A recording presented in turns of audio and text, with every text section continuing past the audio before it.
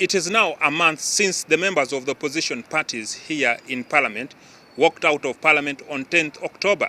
This was sparked by the interception of the National Unity Platform President Robert Kyagulanyi at Entebbe International Airport on 5th October. Where are you taking him? Where are you taking him? Where are you taking him? But also the disruption of the parallel prayers that had been organized by the opposition party's National Unity Platform on Independence Day. They have since demanded for an explanation as to why the government disrupted their activities. But this has since been broadened to include other issues such as an explanation on the alleged abduction of the opposition supporters. After a 2-week break, Parliament is set to resume on Tuesday, and on the order paper is a response by the government on the concerns that have been raised by the National Unity Platform.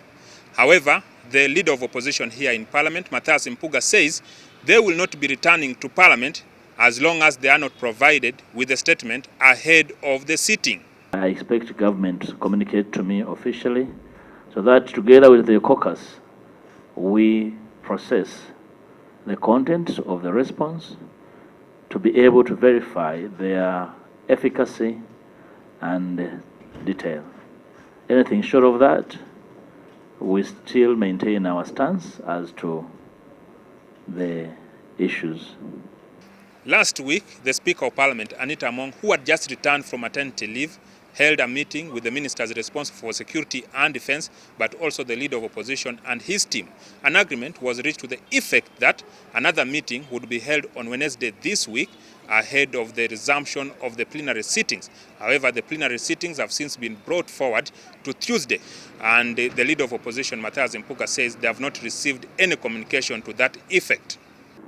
Since she's the same person who has outed the order paper, the meeting is again upon her to either reschedule or advise otherwise. Otherwise, from our standpoint of view, we are still stuck to where we are. But make no mistake, we never fear to engage anyone. Mpuuga says their action has so far resulted in some strides. Probably are following up some of the activists now being released in the dark by the military.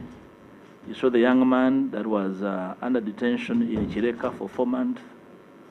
He was released. We are pursuing his matter because even after release, his incarceration for 4 months was a violation of his right.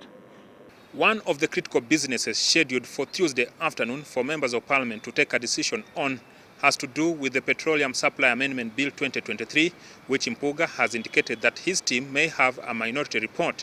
However, they will not be in the House to have it discussed. We are not under pressure, but we'll make our views public.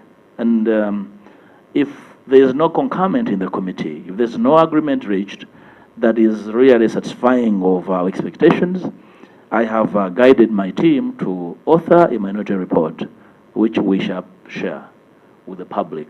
The beauty about the minority report is that even in our absence, the committee chairperson is under obligation to read it.